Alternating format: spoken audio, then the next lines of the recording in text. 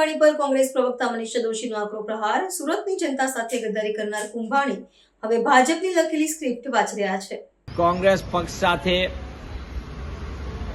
ગદ્દારી કરનાર, લાખો કાર્યકર્તા સાથે વિશ્વાસઘાત કરનાર અને સુરતની જનતા સાથે વિશ્વાસઘાત કરનાર, છેતરપિંડી કરનાર નિલેશ કુંભાણી કોંગ્રેસને સર્ટિફિકેટ આપવાનું બંધ કરે। ભાજપા અને સી.આર. પાટીલના ઇશારે લખાયેલી સ્ક્રિપ્ટ મુજબ એ નિવેદનો આપી રહ્યા હોય એ એમને મુબારક, એમની મજબૂરી હશે। એમના ઇશારે એમને નાચગાન કરવું પડે, કારણ કે સોદાબાજી હતી તે સમયની। તેમને એ તો જવાબ આપવામાંથી દૂર ભાગી કેમ રહ્યા છે કે એમને ફોર્મ પરત ખેંચ્યું ત્યારે કઈ પ્રકારની ગોઠવણ સોદાબાજી થઈ હતી, તે સમયે કયા પ્રકારના એમના અલગ અલગ પ્રકારની ગોઠવણો થઈ હતી। 5-5 દિવસ સુધી અલગ અલગ જગ્યાએ ભાગતા કેમ, માધ્યમોથી, મીડિયાથી ભાગતા ફરતા હતા, એનો જવાબ તો એ આપતા નથી અને કોંગ્રેસ ઉપર આરોપનામું કરે છે। કોંગ્રેસ પક્ષ કાર્યકર્તાઓથી મજબૂત છે।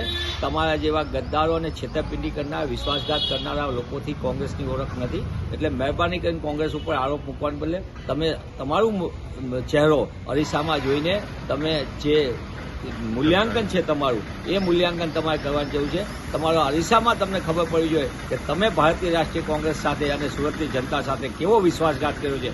એનો જવાબ આજે ગુજરાતની જનતા અને સુરતની જનતા માગી રહી છે।